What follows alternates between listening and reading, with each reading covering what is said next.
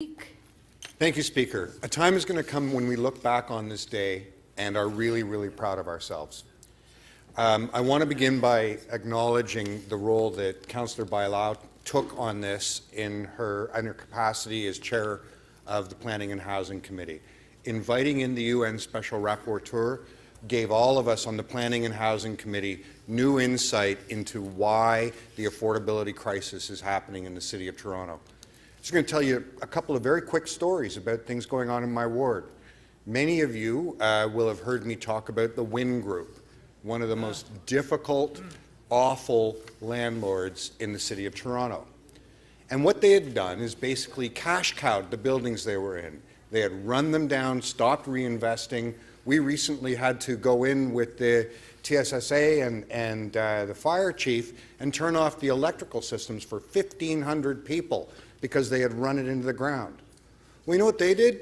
They looked around the world and they said it's easy to move big sums of capital around.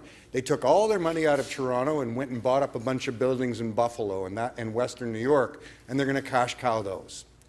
And what came in after them is a different firm that has a different model. It's called Timber Creek. And what Timber Creek does, they actually talk about this. They wash assets, which means they come in, they buy in underinvested housing, put in some money, upgrade it a bit, bring it up to a standard, and when a unit goes vacant, they keep it vacant until they've upgraded the property, and then they put it back in a non-rent controlled market at a much higher rent. And all of a sudden, they've got a big flow of revenue, and they stay and do that until they've recovered their investment, and then they move along to the next one. What happens to the people who are living there is a lot of them lose the only place they could afford to live in the City of Toronto. It's actually one of the places where people from streets to homes would get housed. And that's gone. Another little story. I had a development application, modest little development. The developer came in, got the property zoned up, and then sold it. And then they sold it to another guy, who sold it to another guy, who sold it to another guy. We're on the fourth owner before somebody actually builds something. Every single one of the guys in the chain, though, made money. Every single time.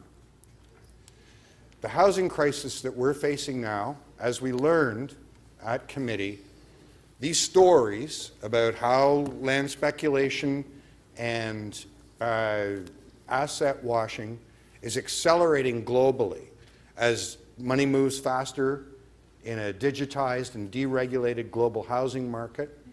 And remembering that housing is close to half of the world economy. It's half of where these large financial entities, these real estate income trusts, and financial instruments that bundle mortgages, they're all recognizing that a way to make a quick return is to inflate local real estate prices.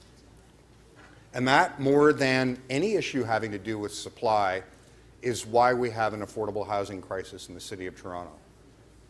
And as we move towards November, when we have our new housing opportunities plan, Mr. Gadden and his team are beavering away at diligently, I'm sure, today we will give a direction to them saying, when you design our housing program, be mindful of these issues. Remember, housing isn't like buying potato chips. It's one of the necessities of life, and our housing system has to be designed to reflect that. So congratulations to Councillor Gord and all the members of the Planning and Growth Committee for bringing this to us, and I hope we get a very strong vote in favour.